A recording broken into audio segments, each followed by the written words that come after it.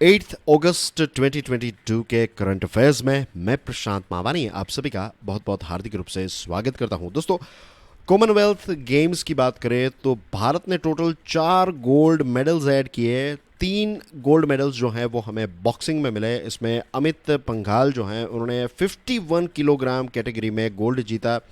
नीतू घनघास ने women's 48 kilogram के final में मेडल जीता और निखात जरीन जो हैं उन्होंने 50 किलोग्राम कैटेगरी में गोल्ड जीता। इसी के साथ भारत जो है वो 4th पोजीशन पर पहुंच गया है as far as medals are concerned. Bharat को टोटल 49 मेडल्स मिले हैं। इसमें 17 गोल्ड, 13 सिल्वर और 19 ब्रोंज मेडल्स शामिल हैं। तीसरा जो गोल्ड हमें मिला वो हमें मिला ट्रिपल जंप में, मेंस ट्रिपल जंप में, राइट।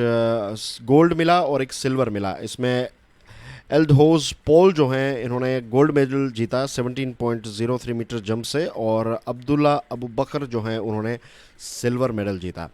टेबल टेनिस की बात करें तो टेबल टेनिस में हमारी जो इंडियन पेयर हैं अचंता सारनाथ कमल और सत्यान ज्ञान शेखरन, उन्होंने सिल्वर मेडल जीता मेंस डबल में, क्योंकि हम इंग्लैंड के सामने फाइनल में हार गए। और मेंस 10 किलोमीटर रेस में संदीप कुमार ने ब्रॉन्ज मेडल जीता। जेवलिन थ्रो में अनु राय ने ब्रॉन्ज मेडल जीता। और गोल्ड में एक और, बॉक्सिंग में एक और गोल्ड जो हैं वो हमें मिलेगा, सागर अहलावत जो हैं वो जीतेंगे।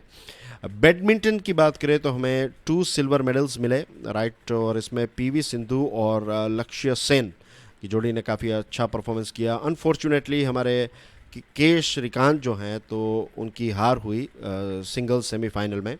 और विमेंस हॉकी की बात करें तो हमने न्यूजीलैंड को डिफीट किया, तो इसमें हमें ब्रॉन्ज मेडल मिला। और इंडियन कैप्टन जो हैं हॉकी के, महिला कैप्टन सविता, तो उन्होंने कहा कि she was very happy with the win and thank the crowd for cheering for team India. तो ये है कॉमनवेल्थ गेम्स का एक प्रकार से ओवरऑल रिव्यू। लेटेस्ट अपडेट्स जैसे आएगी वैसे हम इसको डिस्कस करेंगे, ठीक है। पीडीएफ को डाउनलोड करने के बाद एक बार फिर से इन सारे नामों को एक बार पढ़ लीजिएगा। आने वाली एग्जामिनेशन में आपको इस पर से प्रश्न पूछे जा सकते हैं। Very important information on your screen.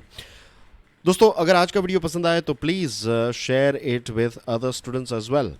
17th meeting हुई governing council of NITI Aayog की। इसको एड्रेस किया प्राइम मिनिस्टर मोदी साहब ने और कहा कि कोविड-19 में जिस प्रकार से सारे राज्यों ने एक दूसरे के साथ मिलकर, सेंट्रल गवर्नमेंट के साथ मिलकर जो काम किया, ये हमारे जो कोऑपरेटिव फेडरलिज्म का स्पिरिट है वो नज़र आता है। और इसी के साथ साथ उन्होंने ये कहा कि हर एक राज्य ने कोविड को कंट्रोल करने के लिए एक बहुत ही इम्पोर्टेंट रोल प्ले किया। और इसी के साथ भारत ने एक इम्पोर्टेंट मैसेज पूरी दुनिया को, खास करके डेवलपिंग देशों को एक मैसेज भेजा है, पावरफुल मैसेज दिया है कि भले ही डेवलपिंग देशों के पास रिसोर्सेज कम हो, लेकिन कितने भी बड़े चैलेंजेस को आप एक साथ मिलकर कॉन्कर कर सकते हैं। इसके साथ प्राइम मिनिस्टर मोदी साहब ने क्रॉप डाइवर्सिफिकेशन के बारे में बात की। और ये जो मीटिंग है इसमें भी क्रॉप डाइवर्सिफिकेशन को लेकर, कैसे ऑयल सीड्स, पल्सेस और एग्री कमोडिटीज़ में भारत आत्मनिर्भर बन सकता है, उसके बारे में बातचीत हुई। नेशनल एजुकेशन पॉलिसी के इम्प्लीमेंटेशन को लेकर बातचीत हुई। अर्बन गवर्नेंस के बारे में डिस्कशन हुई। 2023 में भारत जो है वो G20 का प्रेसिडेंट बनने वाला है। तो प्राइम मिनिस्टर साहब ने ये बताया कि ये हमारे देश के लिए एक यूनिक अपॉर्चुनिटी है और दुनिया को भी हम दिखा सकते हैं कि जब हम भारत की बात करें तो it's not just about Delhi, it's about every single state, it's about every single union territory of the country. और एक हर एक राज्य के पास ये एक अपॉर्चुनिटी है कि जब भारत G20 का प्रेसिडेंट मिलेगा तो जो भी अलग अलग राज्य, यूनियन टेरिटरीज कर सकते हैं वो सारी चीज़ें हमें करनी चाहिए, ताकि ये अपॉर्चुनिटी जो हमें बहुत कम मिलती हैं, राइट। अब कितने साल लग जाएंगे, भारत फिर से G20 का प्रेसिडेंट बनेगा, तो ये अपॉर्चुनिटी हमें, इसका मैक्सिमम यूटिलाइजेशन जो है वो हमें करना है। इसी के साथ उन्होंने ये भी कहा कि हर एक राज्य को 3 T's को प्रमोट करना चाहिए। इसमें नंबर 1 है ट्रेड, नंबर 2 है tourism and the third one is technology. National investigation agency ने एक एक्यूज्ड व्यक्ति को अरेस्ट किया है और इस पर इल्ज़ाम यह है कि इस व्यक्ति ने आईसिस यानी कि इस्लामिक स्टेट का जो मॉड्यूल केस चल रहा है, तो इसमें इसका इन्वॉल्वमेंट है। इसका नाम है मोहसिन अहमद। इसको अरेस्ट किया गया और कहते हैं इस पर, ये जो मोहसिन है, इस पर इल्ज़ाम यह है कि ये आईसिस के लिए फ़ंड्स कलेक्ट करता था इंडियंस और दूसरे लोगों से, और ये फ़ंड जो है ये क्रिप्टो करेंसी के माध्यम से सीरिया और दूसरे देशों तक पहुंचाता था। दोस्तों 7 अगस्त को हमारे देश में नेशनल हैंडलूम डे के तौर पर सेलिब्रेट किया जाता है और इसका एक खास कनेक्शन है हिस्ट्री के साथ। 7 अगस्त 1905 को स्वदेशी आंदोलन की शुरुआत हुई थी और इसी वजह से नेशनल हैंडलूम डे को 7 अगस्त को सेलिब्रेट किया जाता है। प्राइम मिनिस्टर ने सारे यंगस्टर्स, खास करके वो जो स्टार्टअप के साथ जुड़े हुए हैं, उनको कहा है कि माई हैंडलूम माई प्राइड, इस रेवोल्यूशन में आप पार्ट लीजिए।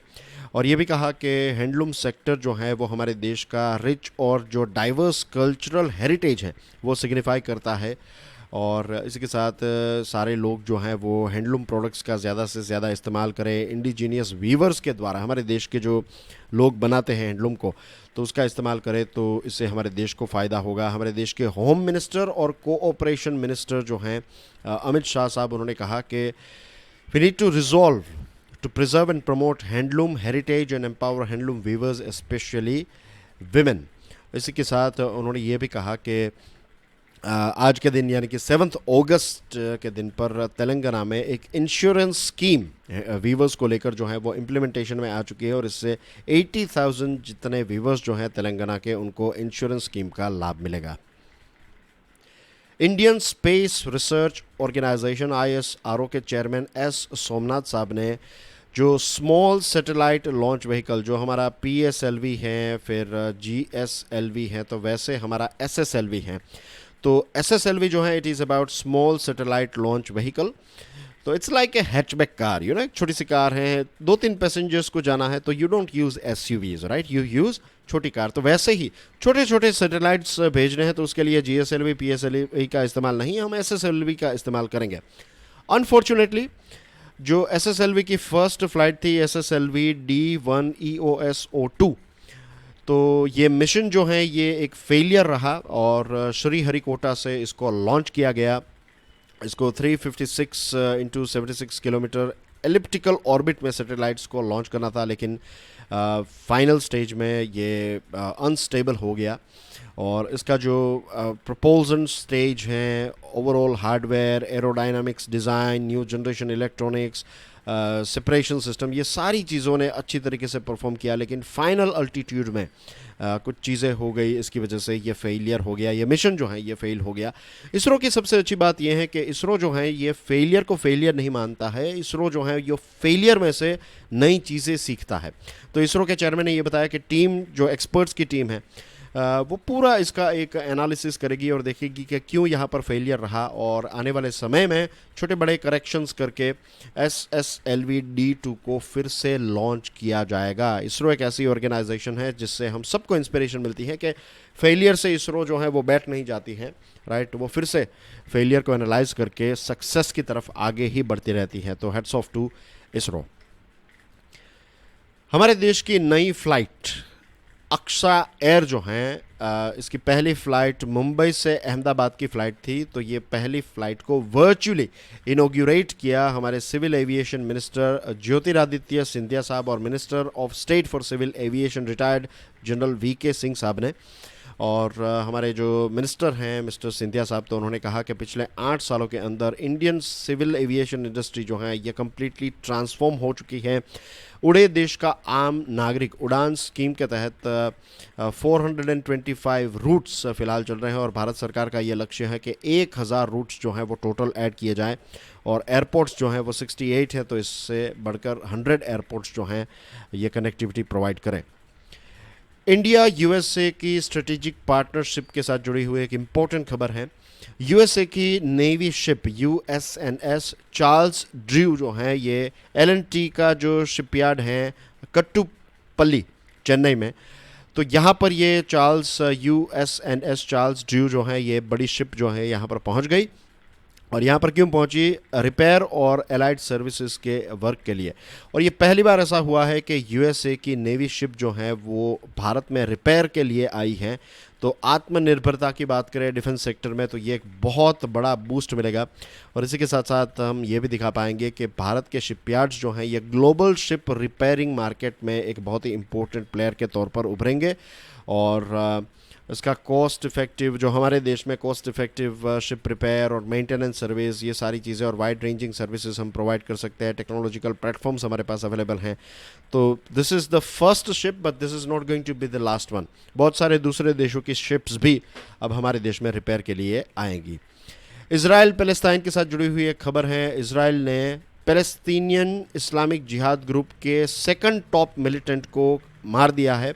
एक मिसाइल अटैक हुआ जिसमें 6 बच्चों की मृत्यु हुई है। और ये जो पैलेस्टाइन इस्लामिक जिहाद फाइटर ग्रुप जो हैं तो इसके बहुत सारे लोग भी मारे गए इसमें। और टोटल 37 पैलेस्टीनियंस जो हैं उनकी इस अटैक में मृत्यु हुई है। और 600 जितनी पैलेस्टीनियन मिसाइल्स रॉकेट्स जो हैं रॉकेट्स एंड मोटर्स जो हैं वो फ्राइडे तक इसराइल की तरफ फायर की गई थी।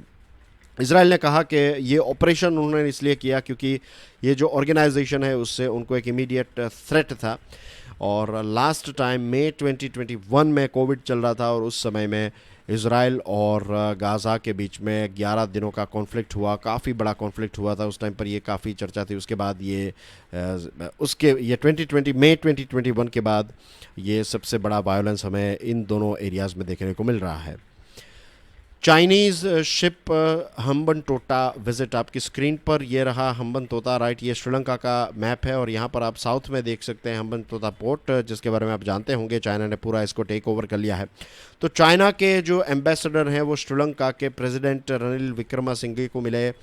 और हम्बनटोटा में ये जो शिप आने वाली है स्पाई शिप हैं, तो इसको लेकर उन्होंने बातचीत की। भारत ने इसका विरोध किया। इस शिप का नाम है युआन वैंग 5 और ये एक स्पाई शिप हैं। और भारत ने ऑलरेडी बता दिया था, भारत के जो हमारे एक्सटर्नल अफेयर्स मिनिस्टर हैं एस जयशंकर साहब, तो उनकी मुलाकात श्रीलंका के फॉरेन मिनिस्टर अली साबरी साहब के साथ हुई थी आसियान समिट में। और उस टाइम पर लास्ट वीक कंबोडिया में भी भारत ने कहा था कि ये शिप जो हैं यहाँ पर नहीं आनी चाहिए। 12 जुलाई को इस शिप को श्रीलंका ने क्लियरेंस दिया था। लेकिन श्रीलंका और भारत के बीच में 1987 का एक एग्रीमेंट है और इस एग्रीमेंट के तहत यह है कि श्रीलंका में किसी भी पोर्ट्स में कोई भी ऐसी स्पाई शिप जो भारत के इंटरेस्ट के खिलाफ होगी तो ऐसी शिप को श्रीलंका अलाउ नहीं करेगा। तो देखते हैं आगे इसमें क्या होगा। But that's everything in today's current affairs dear friends. Do share this lecture with other students. Video पसंद आए तो hit the like button. Don't forget to subscribe Curiously Education and I will see you soon. Till then enjoy your studies. God bless you all. जय हिंद।